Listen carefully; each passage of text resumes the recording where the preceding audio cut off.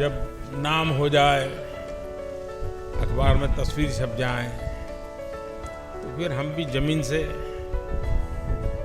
2-3 feet ऊपर चलते हैं ना, फिर पैर जमीन पे नहीं पड़ते हैं, ऐसा हो जाता है ना। फिर घर में भी देखिए, मुझे कोई काम मत होता है, मैं नेशनल अवार्ड लेकर आया, ऐसा होता है ना।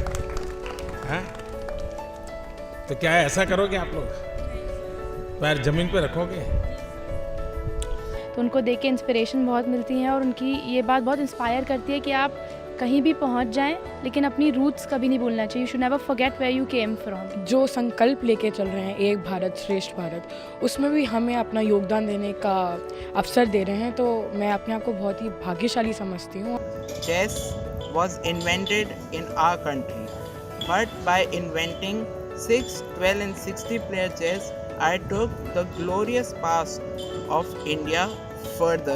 The country keeps on motivating these kind of kids, then obviously the countries grow further and grow in a very positive intent. कोई भी अवार्ड मिले हमें बड़ा नहीं समझना चाहिए, हमें हमेशा मेहनत करना चाहिए और आगे बढ़ना चाहिए। जी, मैंने एक स्टिक का इनोवेशन किया था जो कि पार्किंसंस पेशेंट्स के लिए हेल्पफुल है, उन्हें चलने में मदद करता है। He was very friendly with us और उन्होंने बहुत अच्छे से हमसे बात की, जैसे वो हम में से ही एक हैं। The main message I learned from his speech is that after winning this award or after winning any big achievement, you should cherish it, but you should stick to the ground.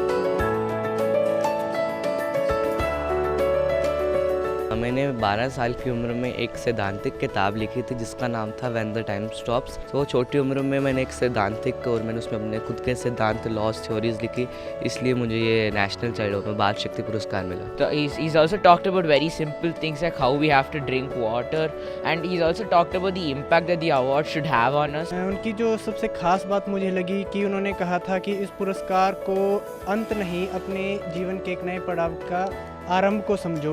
अगर कुछ किया, किसी कहीं recognise हुआ, तो उसी को वो अपनी प्रेरणा बना देते हैं, उसी को अपनी प्रतिज्ञा बना देते हैं, उसी में से पुरुषार्थ करने के रास्ते खोजते रहते हैं और वे नई नई चीजों को हासिल करने के लिए रुकते नहीं, थकते नहीं। मैं चाहूंगा कि आप कभी भी अपने जीवन में वो दूसरे प्रकार के आदतों को घुसने ही मत देना। अभी जो हुआ है वो कुछ नहीं, ऐसा ही मान के जाओ। ठीक है, अभी तो मुझे बहुत कुछ करना है,